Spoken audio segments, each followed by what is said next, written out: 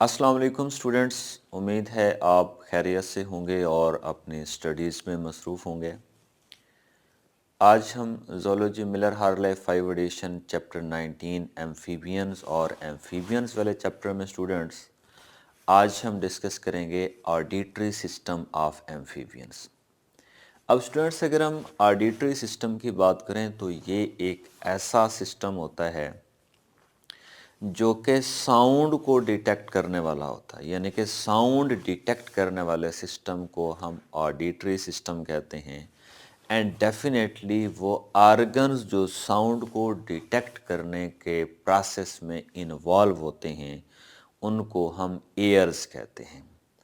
अब चूँकि एम्फीबियंस हमारे पास ऐसे एनिमल्स हैं कि जो डेवलप हुए हैं फिशेस से, जो कि एवोल्यूशनरी प्रोसेस से वाटर से लैंड इन्वायरमेंट पर आए हैं, तो इस वजह से लैंड इन्वायरमेंट में रहने के लिए भी कुछ रिक्वायरमेंट्स हैं और उन रिक्वायरमेंट्स को पूरा करने के लिए इनके बॉडी के अंदर एयर्स प्रेजेंट हैं।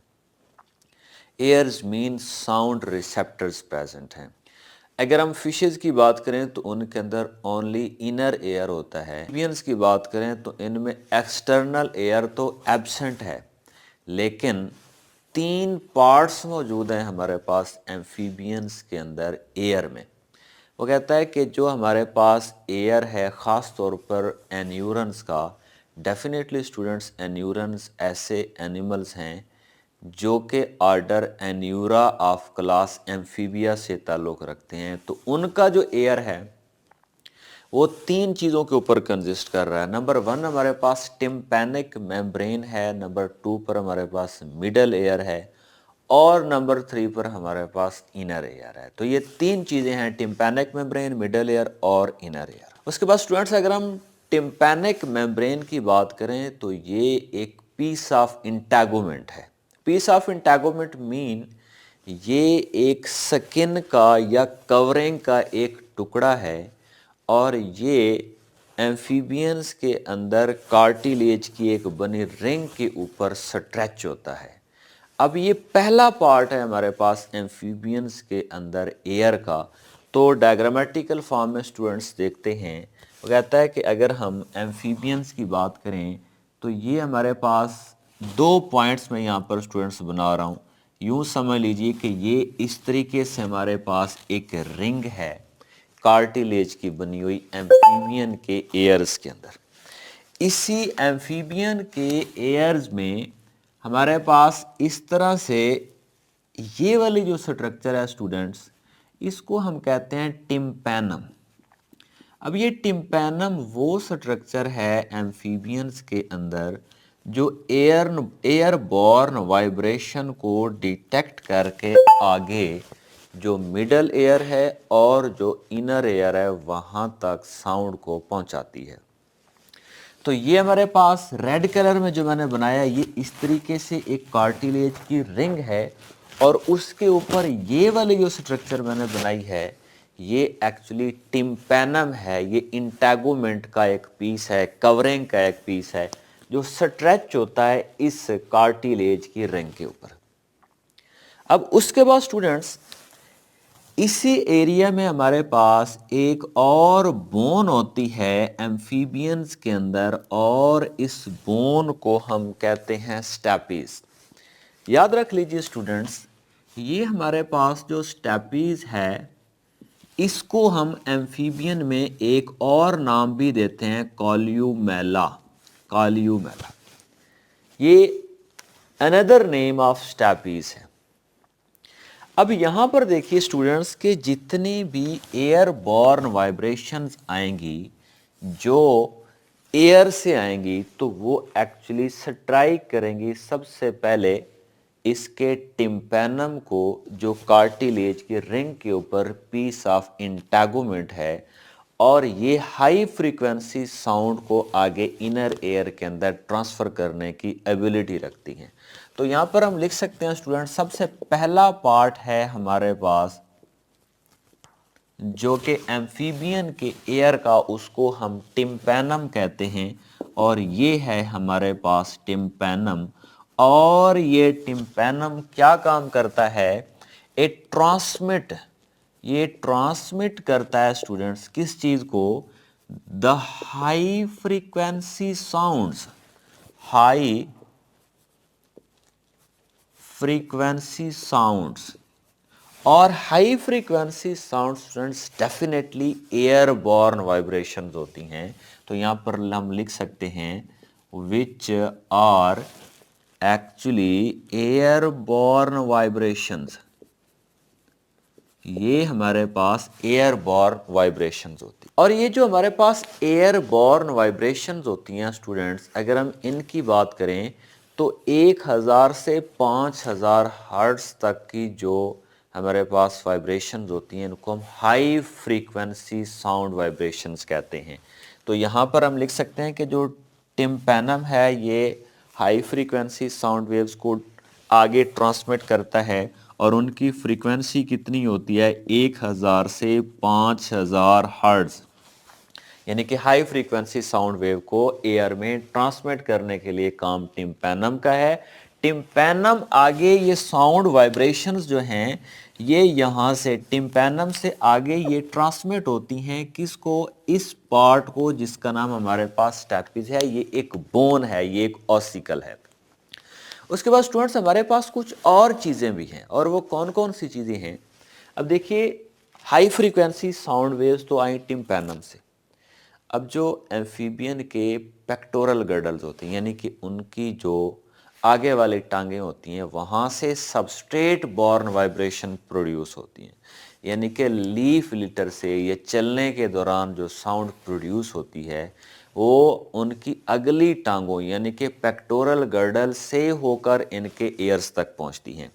तो वो लो फ्रीक्वेंसी साउंड होती हैं, तो उनको हम कहते हैं substrate born vibrations, substrate born vibrations.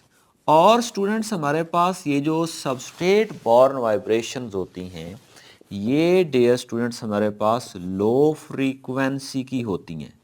Low frequency sound waves होती हैं हमारे पास, यस लो फ्रीक्वेंसी वाइब्रेशंस होती हैं जिनकी फ्रीक्वेंसी 100 से 1000 तक होती है। तो यहाँ टिम्पैनम जो है ये हाई फ्रीक्वेंसी साउंड वेव को, जबकि टांगों के ज़रिए से कान तक जो वाइब्रेशंस पहुँचती हैं वो लो फ्रीक्वेंसी होती हैं। और टांगों से आगे कान तक कैसे पहुँचती हैं इसको भी डिस्कस करते हैं। और ये लो फ्रीक्वेंसी साउंड वेव्स जो होती हैं वो 100 से 1000 हर्ट्ज तक की लो फ्रीक्वेंसी साउंड वेव्स होती हैं। और ये इनकी जो फ्रंट अपेंजेस जिनको हम पेक्टोरल गर्डल्स कहते हैं वहाँ से होती हुई ये आगे इनर एयर तक जाती हैं। और इनर एयर से पहले हमारे पास एक और बोन होती है, उस बोन को स्टूडेंट्स हम कहते हैं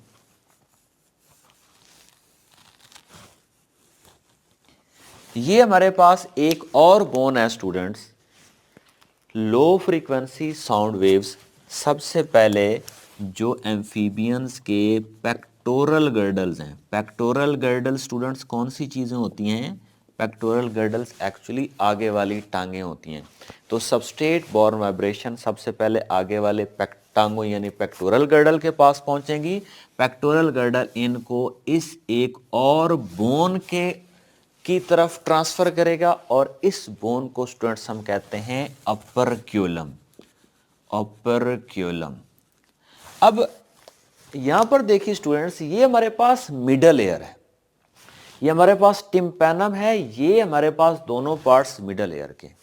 इसके बाद यहां पर स्टूडेंट्स हमारे पास जो पार्ट स्टार्ट होता है ये एक्चुअली हमारे पास इनर एयर का है। ये जो मैंने पार्ट अभी अभी बनाया है ये हमारे पास इनर एयर का पार्ट है। तो एक्चुअली साउंड रिसेप्टर्स जिनके अंदर इनर एयर के अंदर प्रेजेंट होते हैं और इनर एयर की तरफ दो किस्म की वाइब्रेशंस आती हैं। हाई फ्रीक्वेंसी साउंड वेव्स जो होती हैं जो एयरबॉर्न वाइब्रेशंस होती हैं वो टिम्पैनम के ज़रिए से स्टैपीज तक पहुंचती हैं, स्टैपीज आगे इनर एयर तक पहुंचा देता है। उसके बाद लो फ्रीक्वेंसी साउंड वेव्स हैं हमारे पास वो पेक्टोरल गर्डल से यानी कि जो 100 से 1000 हर्ट्ज तक की जो फ्रीक्वेंसी की जो वाइब्रेशंस होती हैं, जिनको हम सबस्टेट बोर्न वाइब्रेशंस कहते हैं, ये पेक्टोरल गर्डल अगली टांगों से होती हुई मिडल एयर की इनके पास जो एक और सेकंड बोन है जिसको हम अपर्क्यूलम कहते हैं, वहाँ तक पहुँचती हैं और अपर्क्यूलम आगे पहुँचा देता है इसको इनर एयर तक, और इनर एयर के अंदर आगे जो है वो कुछ नर्व्स होती हैं जो ब्रेन तक मैसेज पहुँचाती हैं। अब यहाँ पर एक पॉइंट है स्टूडेंट्स, इस पॉइंट को ज़रूर समझना है।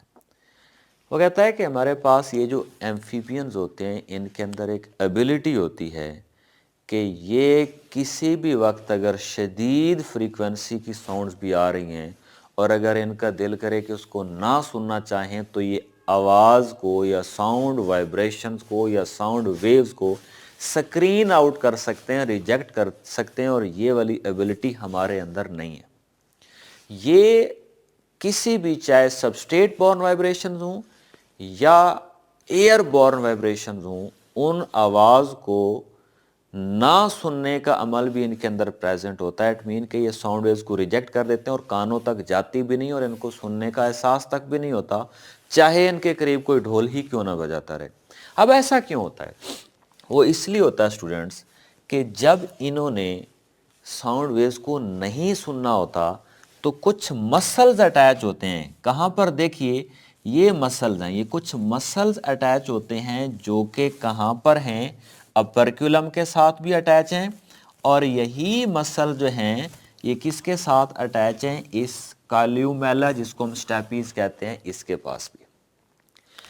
अब जब इन्होंने साउंड वेव्स को रोकना होता है तो ये इन मसल्स को कंट्रैक्ट करवाते हैं। जब ये नीचे की तरफ कंट्रैक्ट करवाते हैं तो ये पेक्टोरल गर्डल की तरफ जो के साथ आगे जो अपर्क्यूलम है, ये अपर्क्यूलम भी नीचे हो जाता है, और ये जो काल्यूमेला जिसको हम स्टेपीज कह रहे हैं ये भी पीछे हो जाता है। तो इन दोनों तक जो आने वाली वाइब्रेशंस होती हैं, चूंकि ये पीछे हट जाते हैं और आगे इनका कनेक्शन खत्म हो जाता है इनर एयर के साथ, इसलिए इनकी तरफ आने वाली साउंड वेव्स आगे इनर एयर तक नहीं पहुंचती और इनको किसी भी साउंड का एहसास नहीं होता।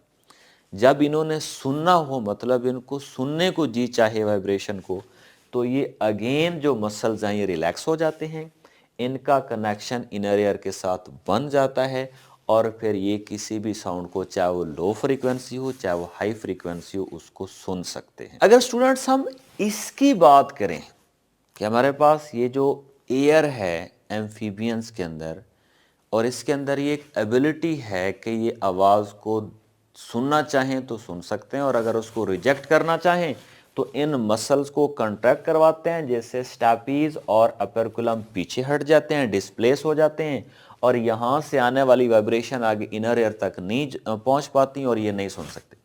ये स्टूडेंट्स, इनके पास एक एन्यूरन्स के पास, एन्यूरन कौन से हैं? ऑर्डर एन्यूरा से ताल्लुक़ रखने वाले टोड और फ्रॉग वगैरह जो हैं, इनके अंदर ये एक अडॉप्टिव मैकेनिज्म है कि अगर ये सुनना चाहें तो सुनते हैं और ना सुनना चाहें तो नहीं सुनते। अब यहाँ पर स्टूडेंट्स पॉइंट याद रखना है, हमने बात की है हमारे पास दो किस्म की वाइब्रेशंस हैं, दो किस्म की साउंड्स हैं। एक स्टूडेंट्स हमारे पास टिम्पैनम के ज़रिए से जाने वाली हाई फ्रीक्वेंसी साउंड वेव्स हैं, और दूसरी हमारे पास पेक्टोरल गर्डल से होकर अपर्क्यूलम तक जाने वाली, अपर्क्यूलम से आगे इनर ईयर तक जाने वाली। ये हमारे पास लो फ्रीक्वेंसी साउंड है जो कि 100 से 1000 हर्ट्ज तक होती है। अब इनका इस्तेमाल क्या होता है? याद रखिए स्टूडेंट्स, वो कहता है कि जो हाई फ्रीक्वेंसी साउंड हैं ये सीजनल होती हैं, और ये सालाना, इनका साल के बाद या साल के अंदर कुछ सीजन्स होते हैं, ख़ास तौर पर बरसाती मौसम जो होता है उसमें इनको इस्तेमाल करते हैं, और ये टाइम वो टाइम होता है जो इनका ब्रीडिंग टाइम होता है। तो ब्रीडिंग टाइम में ये जो हाई फ्रीक्वेंसी साउंड वेव्स निकालते हैं, एक्चुअली ये मेटिंग कॉल होती हैं अपनी ही स्पीशी के दूसरे सेक्सुअल पार्टनर को अपनी तरफ अट्रैक्ट करने के लिए। तो ये एक्चुअली साउंड वेव्स जो होती हैं ये हाई फ्रीक्वेंसी की होती हैं। High frequency sound waves are used to attract the sex partner for the process of mating of the same species. दूसरी स्टूडेंट्स हमारे पास हैं लो फ्रीक्वेंसी साउंड। ये ऐसी साउंड होती हैं जो कि सबस्ट्रेट बॉर्न होती हैं, ये आम तौर पर ये तब प्रोड्यूस की जाती हैं जब किसी प्रेडेटर का ख़तरा हो, तो ये दूसरे अपनी स्पीशी के मेंबर को इन्फॉर्म करने के लिए लो फ्रीक्वेंसी साउंड जो है वो प्रोड्यूस की जाती है, और वो कौन सी होती हैं, 100 से 1000 हर्ट्ज तक। स्टूडेंट्स, अगर हम सैलमेंडर्स की बात करें तो वो कहता है कि ये तो हमारे पास एन्यूरन्स की बात थी। अब स्टूडेंट्स हम बात करते हैं सैलमेंडर्स की। अब डेफिनेटली स्टूडेंट्स हमें पता है कि जो हमारे पास सैलमेंडर्स हैं ये ऐसे एनिमल्स हैं जो हमारे पास ऑर्डर कॉर्डेटा से ताल्लुक़ रखते हैं, और ऑर्डर कॉर्डेटा से ताल्लुक़ रखने वाले एनिमल्स को हम क्या कहते हैं, सैलमेंडर्स कहते हैं।